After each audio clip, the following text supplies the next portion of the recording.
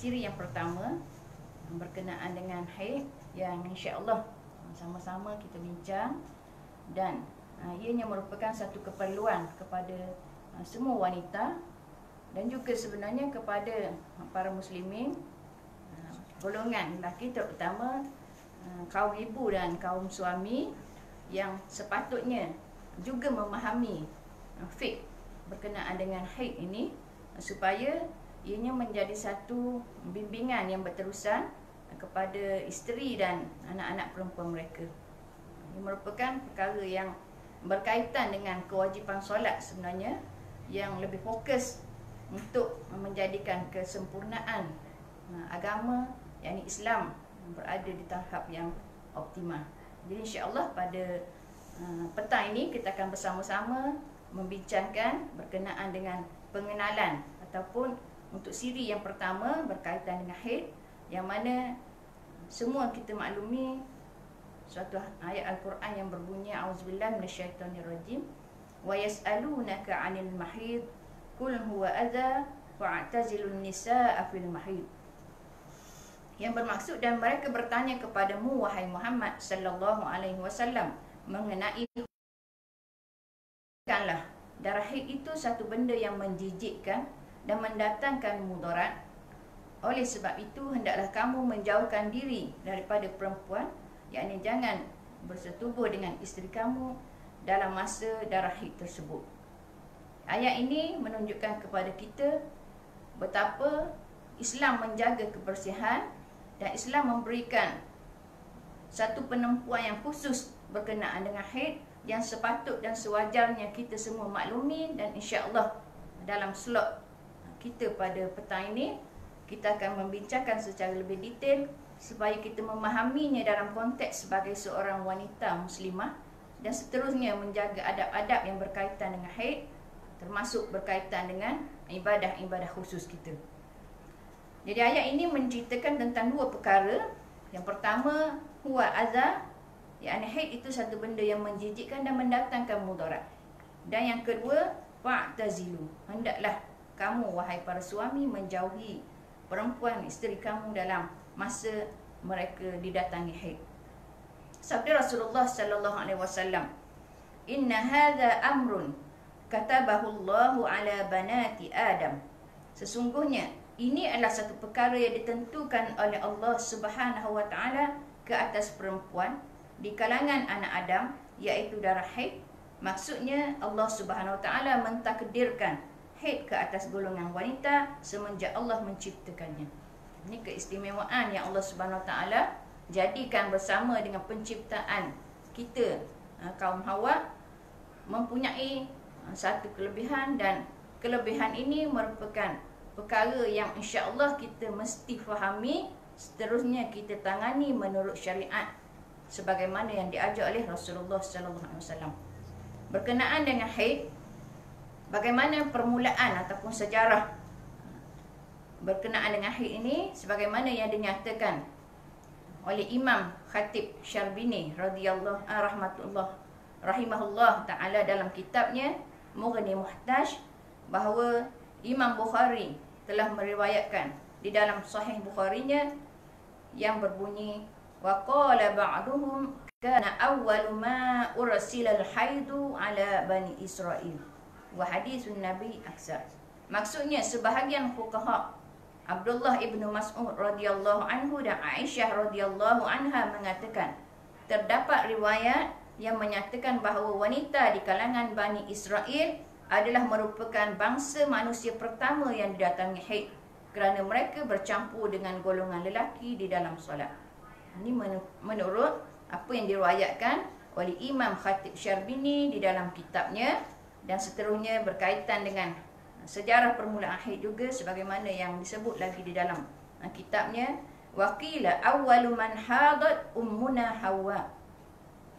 Pendapat yang mengatakan wanita pertama yang berhaid ialah ibu kita, iaitu Hawa alaihi salam. Tak kala beliau mematahkan pokok gandum dan mengeluarkan airnya, lalu Allah Subhanahu wa taala berfirman, demi kemuliaan dan kebesaranku, sesungguhnya aku akan mengalirkan darah kamu sebagaimana kamu mengalirkan air pokok ini. Ini sejarah yang mungkin di kalangan kita belum pernah dengar, dan insya-Allah ia merupakan salah satu daripada ilmu yang menjadi satu perkara yang mesti kita tuntut sebagai wanita, walaupun mungkin dia bukan satu kewajipan untuk kita tahu berkenaan dengan sejarah, tapi sebagai maklumat tambahan supaya kita memahami bahawa haid merupakan satu ketentuan takdir bersama kejadian kita sebagai wanita yang mempunyai keistimewaan yang tertentu. Dan insya-Allah kita sebagai golongan wanita walaupun dalam keadaan haid tapi tetap mendapat pahala ibadah kerana mentaati dan meninggal apa yang telah diputuskan oleh Allah Subhanahu Wa Taala sepanjang tempoh haid.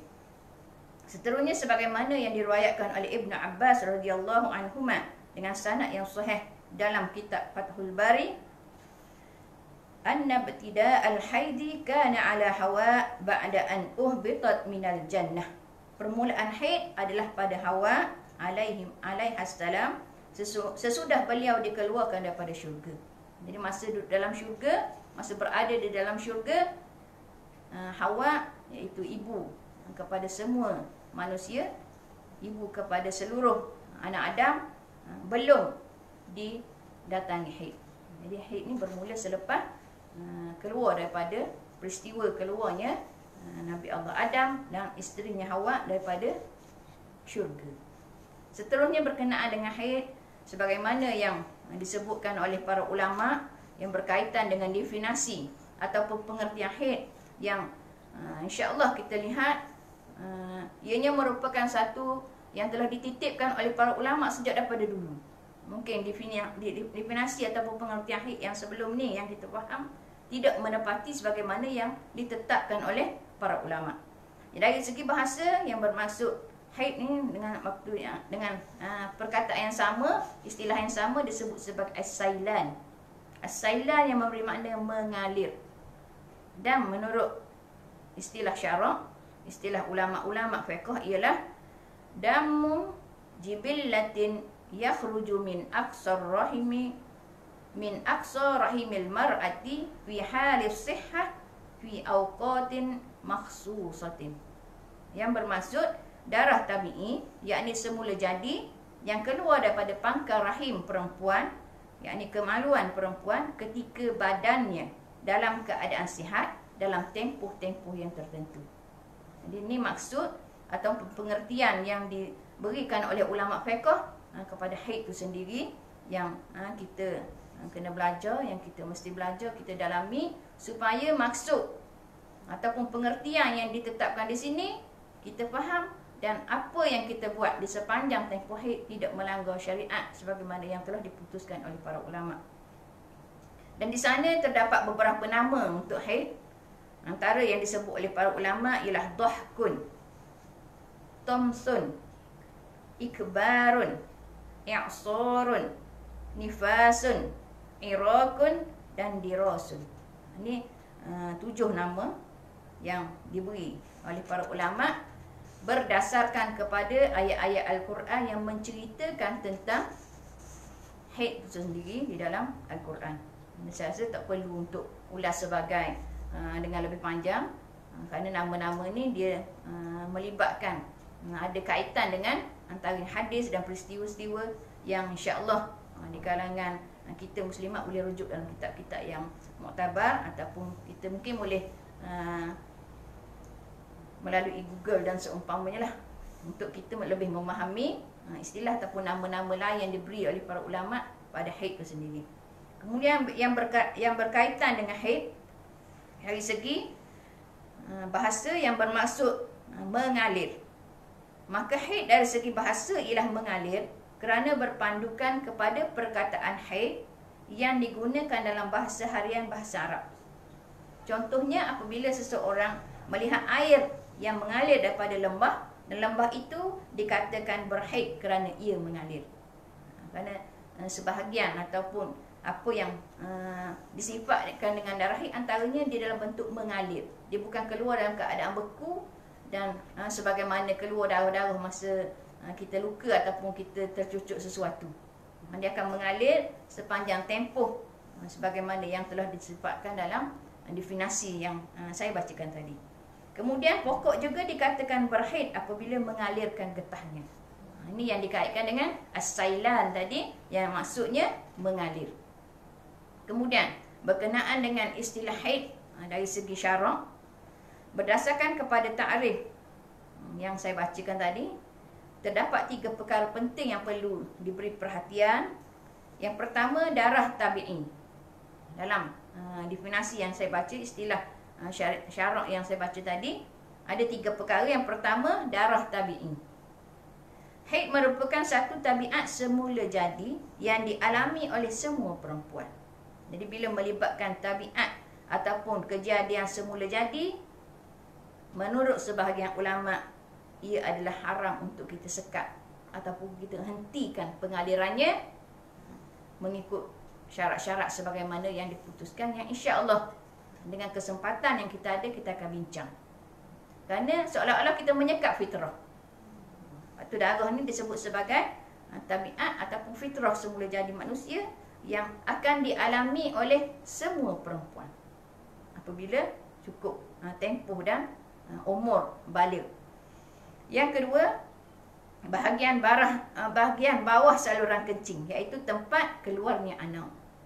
Maknanya kedudukan ataupun darah yang keluar ni mestilah keluar daripada tempat keluarnya baby apabila berlaku kelahiran. Ataupun darah tu bukan keluar daripada salur kencing. Kalau darah tu keluar daripada salur kencing, dia tidak termasuk dalam definisi haid sebagaimana yang ditetapkan oleh para ulama fiqh. Tempat keluar juga mestilah dikenal pasti. Kemudian yang ketiga, takrif yang menyebut tadi dalam waktu sihat.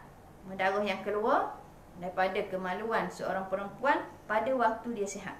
Yakni darah haid keluar pada hari-hari yang tertentu dalam tempoh sekurang-kurangnya haid, iaitu sehari semalam, sehingga tempoh sebanyak-banyak haid, iaitu 15 hari. Jadi tempoh ni dalam masa dia sihat. Mana tempoh haid yang paling singkat, tempoh haid yang paling pendek ialah 24 jam. Paling lama 15 hari, 15 malam. Jadi kalau dalam tempoh ni dikira perempuan ni sihat. Tapi kalau keluar dalam tempoh yang mungkin dalam 2-3 jam, mana tak cukup 24 jam, maka wanita ni bukan sihat ataupun nanti mungkin insya-Allah dengan peluang yang ada kita akan bincang yang berkaitan dengan istihadah. Jadi beza haid dan istihadah dan juga haid dan nifas kerana ia keluar dalam tempoh yang terhad dan tidak ada dengan sebab-sebab yang seumpama kelahiran ataupun keguguran. Ini 3 perkara yang penting yang nak disampaikan ataupun yang nak diputuskan oleh para ulama fiqh dalam istilah haid menurut syariat, menurut syarak. Kemudian berkenaan dengan haid, sebagaimana yang kita maklumi semua, antara wanita yang tidak pernah didatangi haid ialah Sayyidatina Fatimah Az-Zahra bintu Rasulullah sallallahu alaihi wasallam. Dia merupakan seorang yang mempunyai keistimewaan yang Allah Subhanahu Wa Taala kurniakan. Walaupun dia tidak pernah ada haid, tetapi dia melahirkan 2 orang cucu kepada Rasulullah sallallahu alaihi wasallam, sebagaimana kita maklum Hasan dan Husain. Jadi menurut apa yang diriwayatkan oleh para ulama, apabila berlaku kelahiran kedua-dua orang anak anda Sayyidatina Fatimah Az-Zahra ini, dia terus dalam suasana yang disebut sebagai tempoh nifas yang paling singkat. Ataupun kalau disebut dalam bahasa Arab, istilahnya satu lahzah, satu titik ataupun dalam sekelip mata. Ini tempoh yang dialami oleh Sayyidatina Fatimah Az-Zahra bintu Rasulullah sallallahu alaihi wasallam, yang mana yang menjadi hukum fiqh selepas daripada sehingga sekarang, tempoh yang paling pendek untuk nifas ialah satu lahzah ataupun sekelip mata saja. Jadi antara keistimewaan yang diberi oleh Allah Subhanahu Taala kepada anak dia Rasulullah sallallahu alaihi wasallam yang sangat dicintai ini ialah tempoh masa untuk dia bersama ataupun dia menghabiskan masa untuk ibadah khususnya adalah semaksima yang mungkin. Maknanya kalau kita perempuan mungkin dalam sebulan paling pendek dua ataupun 3 hari, ataupun yang biasa sehingga 7 ataupun 8 hari.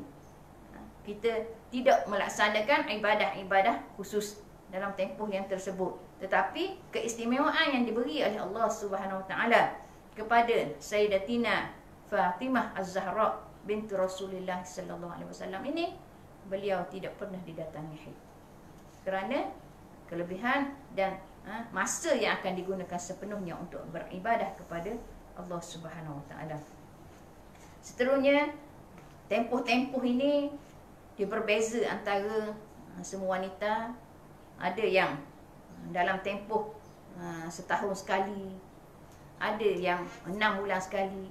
Tetapi yang paling sihat ataupun yang paling menandakan perempuan ini yang menepati ataupun yang dari segi fizikalnya lebih sempurna dan terbaik ialah setiap sebulan adalah sekali. Jadi untuk makluman ataupun berkenaan dengan definisi yang kita telah bincangkan tadi, sama ada berkaitan dengan bahasa ataupun yang berkaitan dengan istilah syarak, maka insya-Allah kita lebih memahami, dan hukum fiqh yang perlu kita faham, yang perlu kita ambil tahu, yang perlu kita cakna, yang perlu kita beri perhatian, kerana ia melibatkan solat kita. Bila kita tak sembahyang sebab haid, maka kita dapat pahala. Bila kita sembahyang sebab ada haid, maka kita berdosa. Kita tak sembahyang sebab dah suci daripada haid, juga kita berdosa. Jadi kewajipan tersebut jangan kita ambil ringan, jangan kita pandang mudah, terutama juga kepada mungkin kaum lelaki yang bertanggungjawab untuk ambil tahu berkenaan dengan tempoh haid isteri dan anak-anak perempuan mereka, supaya kita semua dalam keadaan menjaga ketetapan Allah Subhanahu Wa Taala, terutama yang berkaitan dengan solat, yang merupakan tiang agama, yang merupakan miftahul jannah, yang merupakan ra'sul amal, yang akan mula-mula sekali dihisab di hadapan Allah Subhanahu Wa Taala di mahsyar nanti. Dan apabila ibadah sembahyang diterima, ibadah solat diterima, maka barulah ibadah-ibadah lain, barulah amalan-amalan yang akan turut diterima dan dihisab di sisi Allah Subhanahu Wa Taala. Jadi untuk pertemuan kali pertama ini, saya rasa cukuplah sekadar perbincangan kita yang sempat kita sama-sama bincang, dan mudah-mudahan kefahaman kita berkenaan dengan haid kita akan pertingkatkan lagi melalui berbagai cara, mungkin dengan bacaan kita. Tapi yang pastinya apabila berkaitan dengan fiqh, kita mestilah berguru, kita mestilah bertalaki, dan kita memahami, kerana ia adalah amali kita, kerana ia adalah praktikal kita. Mudah-mudahan kita bertemu lagi untuk sesi yang akan datang, untuk siri yang kedua dan seterusnya. Saya mengucapkan berbanyak-banyak terima kasih sekali lagi kepada pihak penganjur, dan seterusnya memohon maaf daripada semua. Mungkin ada keterlanjuran, ada ketidaksempurnaan yang insya-Allah sama-sama kita perbaiki untuk masa akan datang. Aqulu qawli hadza wa astaghfirullahal azim li wa lakum. Assalamualaikum warahmatullahi wabarakatuh.